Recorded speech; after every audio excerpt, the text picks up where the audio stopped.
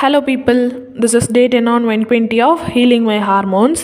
நம்ம எல்லா தடவையும் நம்மளோட ஜேர்னியை ஸ்டார்ட் பண்ணாமல் இருக்க நம்ம சொல்கிற ரீசன்ஸ், எனக்கு டைம் இல்லை, எனக்கு டயட் ஃபுட் தனியாக ப்ரிப்பேர் பண்ண முடியாது, அண்ட் டயட் ஃபுட்ஸ்லாம் ரொம்ப காஸ்ட்லி.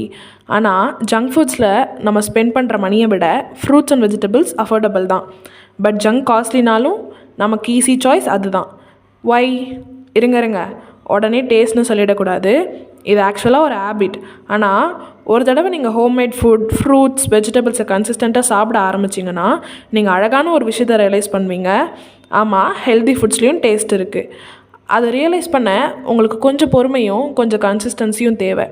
நமக்கு ஜங்க் ஃபுட்க்கு செலவு பண்ணுற காசில் ஆஃப் த அமௌண்ட்லேயே ஃப்ரூட்ஸ், வெஜிடபிள்ஸ் எல்லாமே வாங்கலாம்.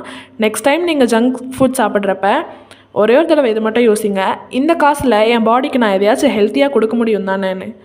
ஓகே, நம்ம நாளைக்கு பார்க்கலாம். அதுக்கு மறக்காமல் ஃபாலோ பண்ணிக்கோங்க. Until then, tata, by.